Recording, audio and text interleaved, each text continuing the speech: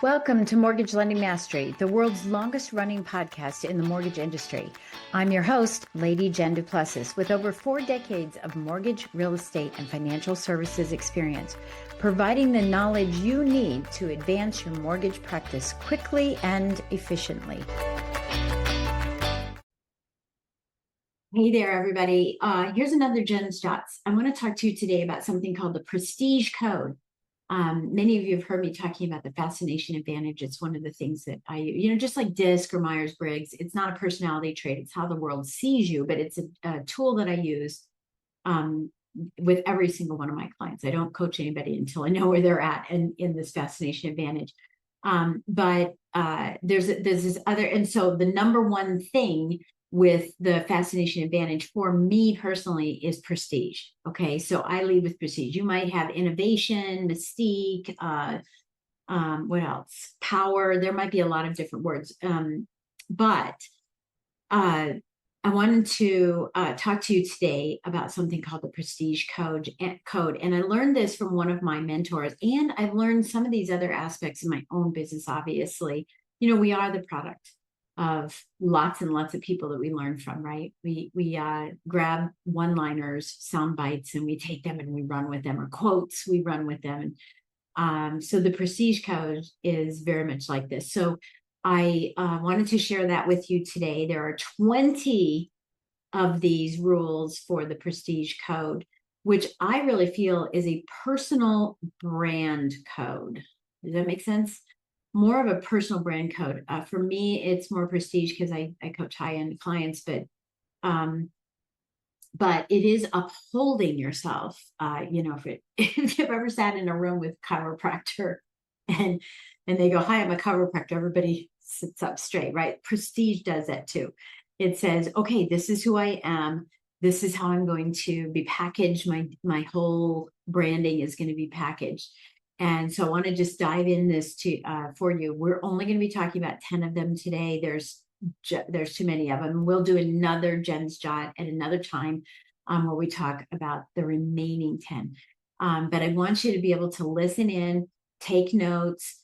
This is a training that I did for another one of my courses called the Golden Mic, where I coach people on how to convert the exposure of a podcast interview as a guest into monetization and creating a new revenue stream. So I presented it to them. So some of my examples are going to be speaking about them specifically, about being on a podcast, but you can apply this. You're smart. You can apply this to your practice and say, what things could I be changing? And especially as we start a new year, this is a great time to be listening in on this. And I want to say before we, go into that second recording, is that thank you. Thank you for supporting me for so long. We just celebrated 15 years of this podcast. We are the longest running, have been for a long time, the longest running podcast in the mortgage space. And I just want to say thank you for providing me with the opportunity to live the life that I'm living. It's with the support of all of the listeners, your feedback, your complaints, your compliments, all of the things that we do, right? Your concerns, your questions, all of them. I love hearing everything. And, again, I just want to say, if you work for a company and or know about a conference or know about some type of thing that you'd like to have me come and be a speaker, I'm happy to do it virtually and I'm happy to do it in person. This is what I do, and I want to continue to do this for as long as I possibly can. I think that's what we all want. And again, thank you. Thank you for listening in today. Take some great notes, take some great action. Head on over to YouTube and make sure that you are subscribing to our channel there, where you'll see all of my podcasts. And we look forward to seeing you soon. So what I want to talk to you about is something called the Prestige Code. So go ahead and start writing some notes and start taking this Prestige Code. And I actually, now that you've all been diving into your Fascination Advantage, prestige happens to be one of the archetypes, and it happens to be my number one. I'm prestige and passion. And so that has not elevate, it hasn't elevated me at all, but it's changed the way that my branding was done several years ago. That my branding was more premier, elite. One of my flagship coaching programs is called Elite Business Success. But it really started way back when I was still, in my previous industry, still in sales, in that industry. But I also learned more through one of my mentors as well. So I wanted to share that with you, a little mix and match of two people, what I learned from a mentor and what I apply and how you can apply it. Now, this does not mean that you have to have a high-end brand at all. Prestige, to me, is like integrity. It's just holding yourself to a higher expectation, which again is a prestige thing, but it's holding yourself to a higher expectation, differentiating yourself, allowing for that uniqueness to come in. And this is something that you need as a guest, because you want to be the remembered guest, the one that's like, I remember doing an interview with somebody, right? Or something that someone else takes from your interview and says, can I use that? Or maybe doesn't get permission and goes out and uses it, and gives you the credit, right? Gives you the credit. So that's what I want to talk about today. So there are 20 of these rules for prestige. I'm only going to go through 10.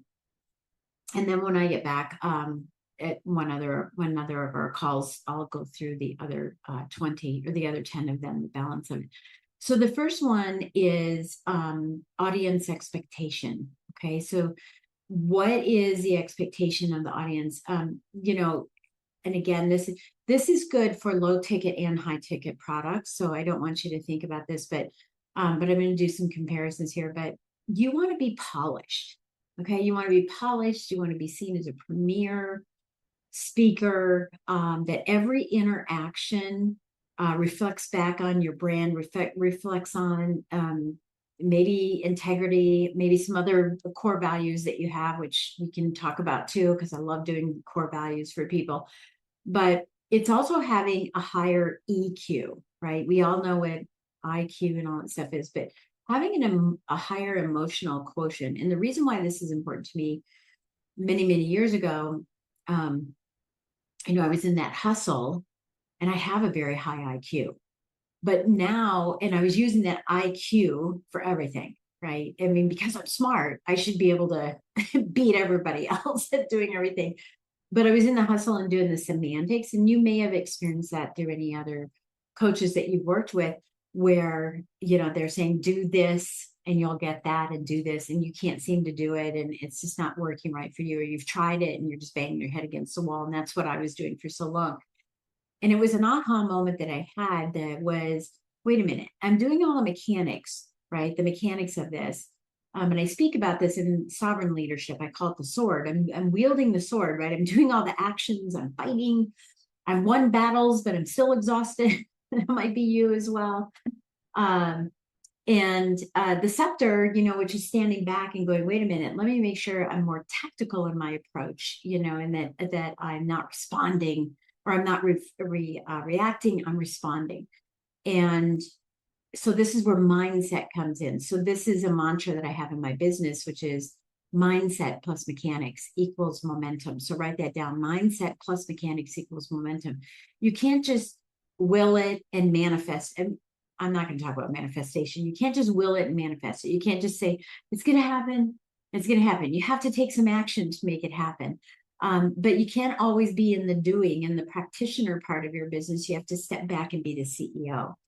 And when I made that shift, when I started going, wait a minute, I'm smart, you're smart, you have expertise, you have experience, you have knowledge and credibility that you've brought into this new industry that you might be in. Because most of us, let's face it, it's our second or third career, whatever it is. And you brought all that in, but I realized that mindset was really an EQ move, right? How do I increase my emotional quotient, my emotional intelligence? And it's not something that just happens. It's a skill. It's a skill that's learned, right? And now I feel very confident in my emotional quotient, which allows for me um, to be able to present myself when I choose to, right? When I choose to, I can get overexcited. I did with John the other day after a meeting. I was rattling. I can get overexcited, but I know how to temper this when I'm doing a podcast. I know how to temper it when I'm a guest. I know how to temper it when I'm a host. I know how to temper it when I'm on stage. And that's something, that you'll learn from me over time. I'm not going to be talking about today. So number one is just audience expectation of who's the person who's in front of me. That's a code, right? That the audience expects this certain level of whatever it is you want to deliver. So be thinking about, what is it that you want to be funny? Do you want to be humorous? Do you want to be lighthearted? Do you want to be really serious and formal? You can be serious and formal and still talk fast. Okay. That's a whole other leadership code. I don't call it that, but that's out there. But okay, so number one is, audience expectation. Can the audience expect you to be the same every single time, or are you just wishy-washy? Because that's how you hold prestige. It's because you are the same every single time you show up. Second, value over price. Everybody's talking about price, price, price. I could spend 8 hours in this. It's perceived value, right? That perceived value outweighs the price every time. Clients will pay for status, trust, experiences, unique benefits, proximity to people, rubbing shoulders with other people. That's perceived value. So when you get on a podcast and you just give away a chapter of your ebook, there's not a lot of value there. So you want to be thinking about what are the things that I could be delivering to people. So, and naming them in a way that denotes value. So for example, one of the lead magnets that I do is called the harm. I don't know what it's called. The harmony engine. The harmony engine. And so when I'm on a show, they'll say, well, tell us about the gift, and you've been asked that before. You're going to be asked, don't just tell me the name, tell me what they're going to get with the gift. So the harmony engine is the 18 systems that entrepreneurs need to have. If you've ever watched 212 degrees, and we'll provide a link to you. 212 degrees on YouTube. You want to watch this. At 211 degrees, water is super hot, and at 212, it boils. And how it boils is because it creates steam. It's like a steam engine. Once that water gets hot enough, it creates steam to create action. Are you with me on that? So I love this 212. In fact, we used to have it in our office everywhere. If I could find, a picture frame and, print out a 212 or have a 212 painted, I had 212 all over the place, 212 degrees. And actually it became our number of referrals that we wanted every year, 212 referrals. That was our goal, 212 referrals. But it's the perceived value that will outweigh that price, right? And so when you have stories and positioning, right? You have a story that positions you to be like others. I think I'm going off topic here. You guys, because I want to go back to the story, right? So you have to. The perceived value is, hey, did you know you need 18 systems in your business? So the value is high, the name is high, the harmony engine is high, the name, right? Harmony engine. And the story behind it is perceived value. It's, hey, it's not just enough to have a system, but you've got to have systems that are running so well that it creates action, right? So the value starts getting higher than, oh yeah, I have a PDF, an ebook. I think I'm okay with ebooks to a certain extent, but just giving a chapter of an ebook, I don't believe has perceived value. And more importantly, this value over price, right? Because it's not even about price in a podcast, but this perceived value of having one of this one to many, right? Where you have one ebook, one PDF, one assessment, one book, one ticket, right? Make sure, and this goes back to the audience expectation, is if you're talking about puppy dogs and then your gift is about boating, there's a huge disconnect. And there's no perceived value because it doesn't land on what you were talking about and what your image is. So you want to be thinking about what are some of the things that you could prepare to give away, right, as a gift to create high perceived value as a lead magnet, knowing very well that only 2% of guests make money, right? Monetize. Now, you guys are going to be in the 2%, right? But very rare does anyone make a ton of money from their lead generation. And I think that what happens is that people think, well, if I'm not going to get a bunch of leads anyway, I'll just do the one thing, the one gift.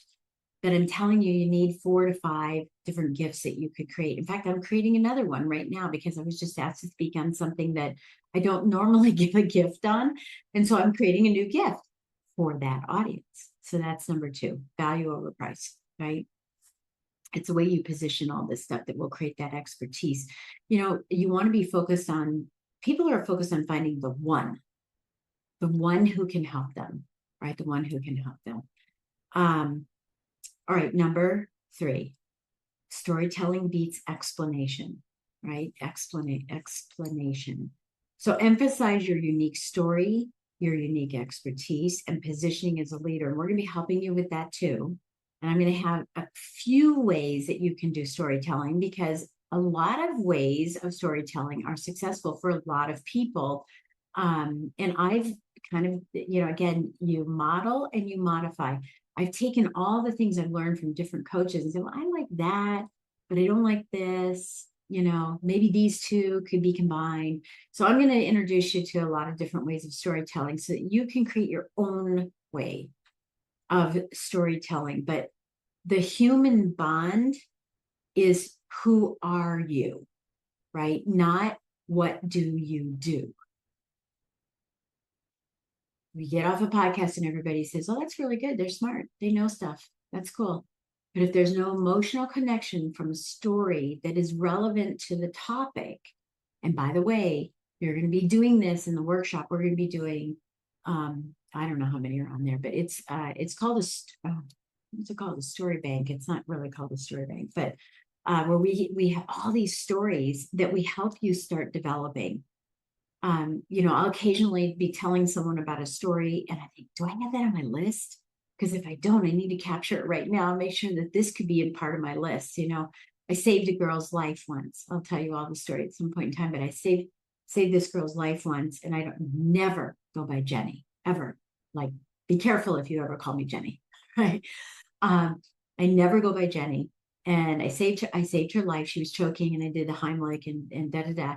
And I have a card to show, everybody. She wrote me this beautiful card. Thanks for saving my life. And I didn't even ask her name, but as I was leaving, I said, hey, by the way, what's your name? And she said, oh, I'm Penny. And I go, I'm Jen, right? But the whole story is about taking action, about all the thoughts that go through her mind. Should I help her? Should I not help her? Is she choking? Is she really not choking? Should I call 911? What should I do? It's about taking action. And then the Penny and Jenny is just kind of a lighthearted little piece of it. But what you don't want to be doing is selling, right? I used to use this word. I don't use it as often anymore, called edu-selling, right? I don't sell people. I educate them so that they buy. But really, it's moved to a more sophisticated word, which is swaying, right? Swaying people in a direction. It's not deceitful or anything like that, but you just don't want to be selling people. You want to be swaying them in your direction, right? hey, do you want to have a dance? Do you want to do a dance together? Should we work together? Right. Doing some of that same things. But again, the emphasis is on it's not what you know, but who you are. It's also, and we've talked about this in the meeting last week, which is um, why do you do what you do, and how do you do it that's unique from other people? Okay, so that's number three, right? Um, Number four, aesthetics speak volumes. Um, Appearance, right? Your appearance, your website, your business card. If we even have those, right? I don't have any. Well, I think I do. Your digital card, right?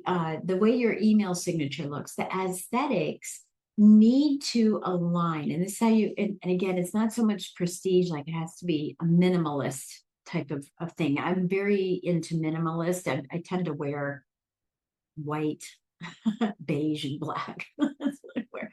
Unless I'm on stage and I'll wear a bright color.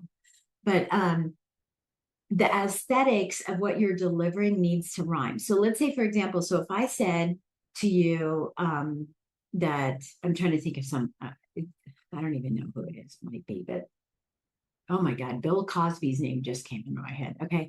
So if Bill Cosby is kind of the funny guy and he holds the mic really close and he's a comedian, he does all of that. And then what you receive from him in the mail or what you see on his website is very, very, very high end with sports cars and him traveling all the world and luxury and all that. There's a disconnect. So aesthetically, your brand needs to align with your business and your topic. So as we share with you the one sheets that we chose the one sheets that we have intentionally to create movement with swirls, boxes for people who are more structured. We purposely did that so that you could pick an aesthetic that aligns with you as well. Your font. I know it's a crazy thing. Like, why would you use comic font if you're doing luxury brands? Right. So the font has something to do with it. It conveys who you are. And there's a consistency with it. So this is important. So number five, relationships are personal. And I'm not going to dwell too much into this. My entire practice is based on relationships. My entire career has been based on relationships. If you don't get this down, you're not going to be successful in business. You can't do it alone. You just can't do it alone. You got to surround yourself with other people that can help you. And we're going to dive into this. Vicki had mentioned in the community that we have a course in there called Intro to Income, because I got so tired of people. I get the introduction, but it never moves to income, right? I also have called it Conversations to Cash, right? Where we're having conversations, but where's the cash, right? Eventually, we want to have the cash. So I had to develop a framework that would work for me several years ago so that I could not do one and done and one or one and one and one and one, do all these one-to-ones and not get any results, but rather that I had a systematic way to approach a relationship. And that's what you'll learn in Intro to Income. So Vicki made a comment saying, hey, why don't you, just go ahead and look at that at your own time. That's too much to ask for you, to be honest. What I want you to do is I want all of you to watch module and two, one and two before the workshop. So that gives you a whole week. And these modules are pretty short. But I want you to start stepping into the thought process behind the fact that the podcast interview itself is simply the hinge that opens the door of opportunity. If all you do is open the door and do the podcast, that's it. You're just going to have the illusion of exposure, right? It's walking through that door of opportunity, and it requires a skill set in developing and creating relationships that result in revenue. Okay. For you, for them, and exposure, everything. But it can't just be a nicety of, oh, you're really cool, I'm cool, so let's kind of share some stuff and maybe I'll work with you, maybe I won't, and it just falls away. So we're going to dive deep into that. That's how you monetize. So relationships Relationships are personal. They're not needing 10,000 followers or a million followers. They are personal. Relationships are personal. And that's how they will get to know who you are, as you'll learn in the modules. They'll learn who you are. And through that, they'll exactly know what you can do and what you're capable of. So don't worry about that. But this is part of, again, the prestige code or the code that you hold, your personal code for your business. Okay. Number 6, layering your language. Right, layering your language. Using language that speaks to. For example, I was just reading something about this or hearing about it somewhere, that if you look back on Donald Trump, like him or not, you look back on Donald Trump several years ago, I would say probably 20 some years ago, his language was more sophisticated. I mean, he's Wharton, a graduate, he works in these high-end, top-end things, but his language was so much more sophisticated than it is now. Now he speaks, it's huge, it's incredible. And he speaks almost like, a child, but he's kind of progressed that way so that he could attract masses. Okay. So if you're speaking, if you graduated from Harvard, and you have a tendency, and maybe they taught you there, you have to use really big words. Sometimes I try to use big words and I can't remember them. And then I go, okay, well, that didn't work. Right. I'm an avid reader, so I know a lot of very sophisticated words, and I only use them when I need to. So make sure that your language is aligned with what you're doing and that there's layers of that language. So if I'm talking to a sophisticated group, I'm going to use mindset, probably, right? Emotional intelligence.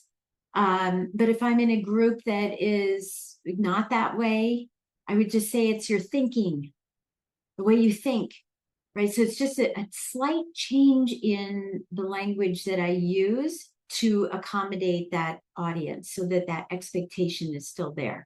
So I want you to be thinking about that. I use words like crafted excellence. I was going to say elegance. Crafted excellence, exemplary expansion. Those are my 2 words for this coming up here. I use words like strategy, design, customize, tailor, maestro. I use these more sophisticated words because that's what I coach on. So I use more sophisticated words when I'm on a podcast that is for that audience, when I'm on a stage that's for that audience. But if I'm on a stage that's talking about my intuition, as an entrepreneur, or, the tipping point or something like that, and I'm talking in that way, I might say, I'm so excited for the growth I'm going to have next year instead of exemplary expansion. Okay? So with me on that? All right, number 7, enhancing your social proof. Okay. Your number 1 job right now is to gather testimonials. That's it. Your number 1 job is to gather testimonials. If you are a little apprehensive about that, sure, how do I go about doing it, etc., let Vicki know today. And you guys can put yes in the chat as you're listening. And say, yeah, but by the way, put yes, testimonial help, right? So that we remember this. Because I have a whole session on testimonials. I think a lot of people, where we lose out, and I know I did this years and years ago. By the way, I'm storytelling, right? I go, for me, I know I did this, right? Maybe you've done it. So that's some storytelling techniques. But I would wait until we closed business, and then I would ask for a referral. Let me rephrase this. In the mortgage business, you have to close a loan. You go to a closing, a settlement, an escrow. You go to closing. Okay. So they said yes, and we processed their loan, but then we actually go to closing and they sign the papers. So when we close business there, so in your case, if you coach someone for a year and you're finished, now you go in and you say, hey, can I get a testimonial? And that's absolutely the wrong way to do it. It's the wrong time and it's the wrong way to do it. But where we're missing is character testimonials, right? People that know you and know your character, as we were talking about earlier, is your audience expectation, right? They know your character. Solicit character testimonials. Solicit testimonials from your joint venture partners, your affiliate partners, right? People that you have done events with together. That, hey, she was on time, he was on time, etc. It does not only have to be testimonials from clients. But if it is testimonials from clients, you want to increase your awareness. Well, here's another way: increase your awareness or get your antennas on, so that anytime a client is saying, God, this has been great, that was an aha moment for me, that you're capturing that. You're capturing it, and maybe even stopping and saying, hey, so real quickly, let's capture this, and let's tell me about it. Tell me, what is it specifically, so that I can really get a full understanding of this. One of the reasons I love testimonials, you can go back to last week's meeting and you'll see me writing and typing and stuff. One of the reasons I write that down when you all say, this is what I want to get out of here, this is what I've learned so far, and this is the nugget I took away, right, is because I'm trying to discern, again, I'm going to use these words, I'm trying to discern, what's landing with people, because maybe I want to talk about peanut butter cookies and I spent a whole hour talking about peanut butter cookies, and the one thing they got was something about peas and carrots.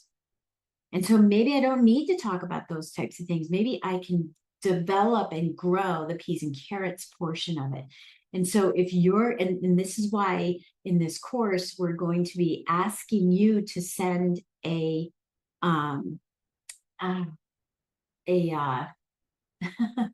survey. I'm going to use the word survey to the host, asking the host what resonated most with you during our interview. Because if that resonated with that one, and you see a trend with it resonating along the way, that becomes a topic. That's one of those where every time I talk, I have to talk about that.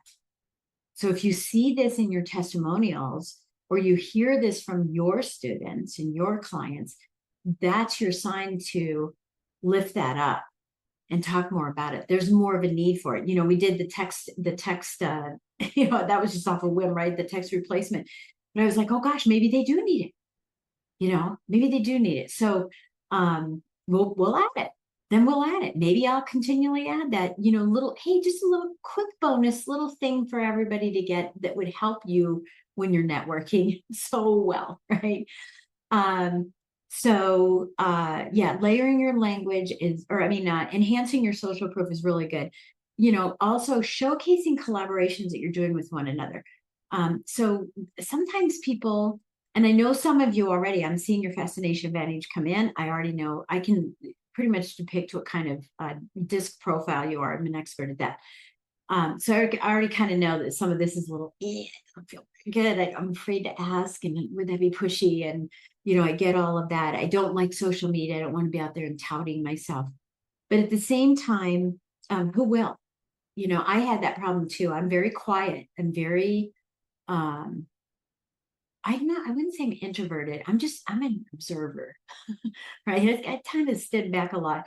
When I'm in a crowd of people, I try to blend in. I don't try to go, hey, look at me here. When I'm on stage, it's a whole different story. But there's so much stuff I haven't posted because I just go, that's bragging.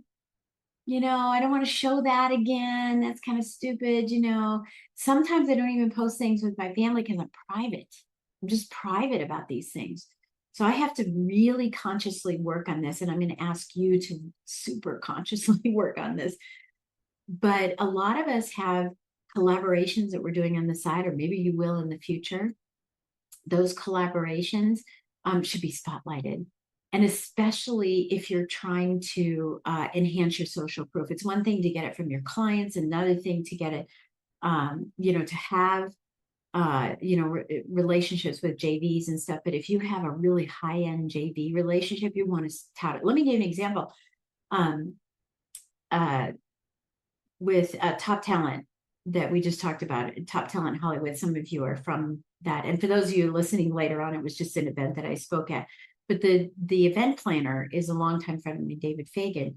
And after the event, I said to him, David, we need to do a joint venture because you're getting people on stage. You're trying to get them to do, language patterns, sound bites, storytelling. So am I, but I'm doing it for podcasts. And I can teach them how to do it in a way that they're not in front of the TV camera and oops, right? Because you're in a video, right? It's easier to learn here and get the reps here and get really good here so that it's just a no-brainer to get on TV. It's a no-brainer to go speak at NASDAQ. It's, and I've done that. So it's just a no-brainer to be able to do that. And he goes, you know what? You're right. We need to have a joint venture. Well, do you think I'm going to keep it secret? No, I'm not going to keep that secret. I'm going to say, hey, let's let everybody know that we have a joint venture because it elevates us both, right? It elevates him for whatever I have to offer and me for whatever he has to offer. And so it elevates us both. So don't forget that social proof is not just testimonials and it's not just online, right? And it's great when you can use it to convince a client to work with you and say, these are the people. It is, by the way, it's not, I could get I was going to say overcasted. I can get very overzealous with name dropping because I know so many really super great people. I know actors and actresses, celebrities, athletes, Olympians, celebrity entrepreneurs, those entrepreneurs that you don't really know who they are until you hear and you go, oh my gosh, right? I could do all that. And when I go to events, I make sure I do. I make sure I take pictures with people. I continually update my pictures with people. I probably have, well, I know Sharon Lecter even more because I was at her ranch for a couple of weeks, but I always take pictures with Sharon because like we got to update our pictures so we don't look like those old realtors, that their picture and you're looking at that in the picture. And you're like, are you the same person, right? So we always have to update. But yeah, you definitely want to use those types of things to convince clients. All right, number 8, people don't buy, they invest. So if you can change your verbiage to investing, when you invest with me, for example, the clients who invest with me, these are things I would say in a podcast. I hear a lot of people say in my program. Well, that's one side that says, oh, they got a program. It's all about them. So change that to the clients that invest with me, those that are most interested in working with me, clients that are most interested in working with me, invest their time, money, and effort, right? Because we all think that buying is a transaction, right? Investing is partially the money, but it's also the investment of time, the investment of taking action, the investment that I'm giving to you all, that you're giving to me to accomplish the tasks that we're saying will get you where you need to go, right? And you have to trust that process with me. Trust that process. But if you don't walk down that process, it's not going to happen for you, right? You've got to be able to take the action and the steps. That's why I said, stop talking, take action to get results. And so just be sure that you're talking about that value, right? And positioning yourself as someone where you're solving that problem. There's multiple layers of selling. Some people, it's I solved this problem and it's an easy fix. Others are like, I can get my problem solved anywhere. I have so much money. What I want is a unique approach to it. And that's more higher end. But when you invest, it's a transformation. When you buy, it's a transaction. Write that down. When you invest, it's a transformation. When you buy, it's a transaction. There is a verse in the Bible that I am not great at quoting what it is specifically. I believe it's in Ephesians. Now I could be wrong, but it might be a psalm. But it says, where your purse goes, so therefore goes your heart. Okay. So when you invest in something that's substantial for you, you will do the work. This is one of the reasons why I'm increasing the price of this program. I said price, right? The investment, whatever, of this program, because at $24.97, right? Some of you pay $35 for 2 people, some of you pay $24.97 for an individual. The purse investment is not large enough to have the heart involved. Now, I hope you all prove me wrong, right? I hope you all do the work, because you're going, oh, well, it's just a $24.97 program. The value you're getting is $10,000, $15,000. In this program, originally, when I wanted to bring it out, I was like, it's a $10,000 program. And it will be. I'm just going to creep it up. But this will be a $10,000 program because, again, you have to have where your purse goes, so therefore goes your heart. And that's where you'll spend your time. So think about the programs you're putting together. If you've got a 197 program, you're actually enabling people to fail. How many do you have? You guys raise your hands. How many of those programs do you have in your tabs? I've got them, right? We've got all the 97, 47, 197, but wait, upgrade for another $40, right? I've got all those programs in that I have never looked at. I'm not going to delete them, but I've never looked at them. I thought I wanted them, but my heart didn't follow. But boy, if I bought a $45,000, $75,000, $15,000 program, I'm all in. All in. So I want you to be all in, right? So focus on investing, the investment that people are making for the transformation instead of what they're buying for the transaction. Okay, number 9, be selective with your marketing. Be selective. This is how you can, create an image is basically what you're doing. Don't be on every marketing channel. For example, I am, but I'm not liking it. And this is why I'm making some changes. Don't be on TikTok if you're selling a premium product. You should be on LinkedIn. I see people selling premium products and they're doing it on Facebook. Like high-end premium products on Facebook. Now I would go to Instagram. It's a level up from that. But be very selective on where you are. You don't have to be on all the platforms. If the platform doesn't work for your brand, for you going after your clients, whoever your avatar is, right? Then do that. Go to events where your clients are at. Be selective. I have another saying here. You want to write this down. This came out of me coaching with one of my coaches, and I said, you know what? I'm done. No more FOMO, only promo. Can you get that?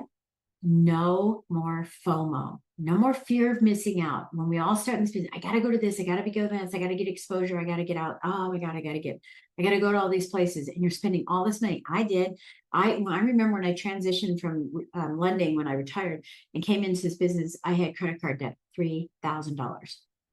I now have credit card debt over $100,000 because I need it. I need that. I have to go here. I have to go there. I have to be there. I'll have to pay to play. Well, if I don't go, I'm going to miss out, right?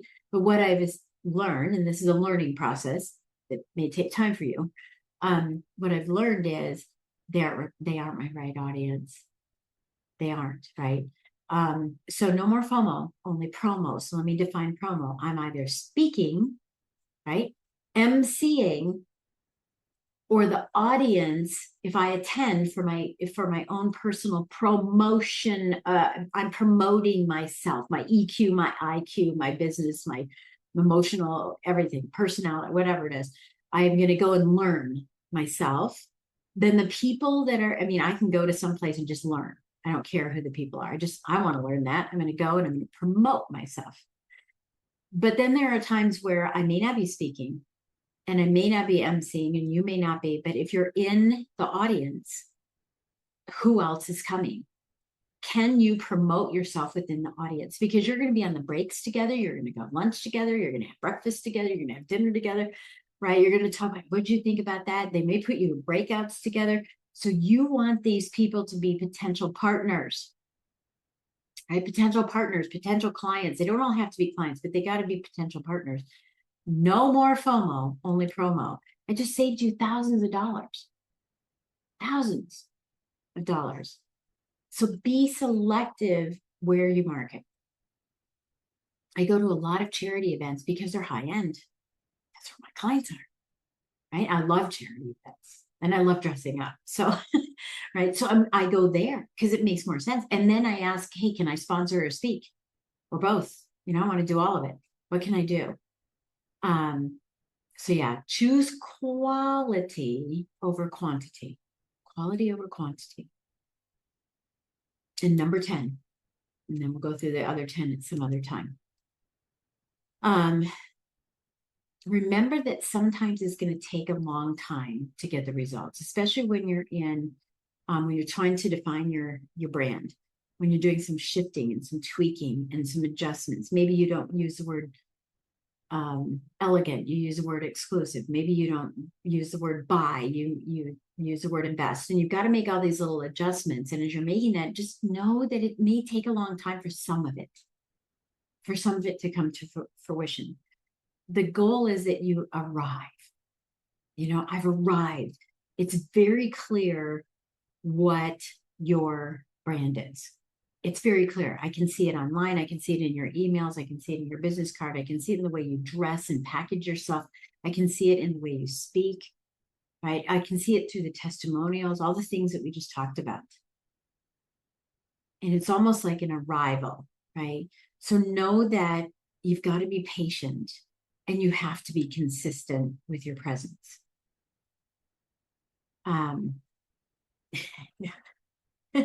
Because that's where you get your ROI, right? Your return on investment or in return on impact. Return on impact. You can write that one down too, right? That's where you're going to get that return on impact. So don't think I have to be, if you're a happiness coach, that you have to be happy. If you're a divorce coach, that you always have to be gloom and doom. If you're a mortgage person, right, that all you do is talk about mortgages, you have another life. No matter what you do, if you're a branding coach, do other things. So just tying it all together, right? Tying it all together. So I trust that this has been helpful for you. What did you get out of this? What is something that you took from this, and how could you start deploying this in your business? Take baby steps. I'm not asking you to do it all, but just start deploying this in your in your business, and feel. When you're talking about something, does it feel right? Is it not right? I mentioned that certified podcast guest was great when it first started, but I realized it didn't feel like my brand. What feels like my brand is the golden mic, and you get the certification, right? So now it's more on brand for me. And so now I'm more excited about it. So keep these 10 things in front of you, and then we'll introduce others later, because I don't want to overwhelm you. Right? I want to make sure that I need this, and I need to dedicate time so that I can get the results, because I want those results for you. I don't want them more than you. You have to want them more than me, but I want those results for you. And we'll talk to you soon. Thank you for joining Mortgage Lending Mastery. If you found value in today's conversation and would like to get support, simply go to supportfromjen.com. That's supportfromjen.com. Or reach out to me on social media. Keep watching and listening for more insider secrets, stories, strategies, and ideas to help you become a master in your business.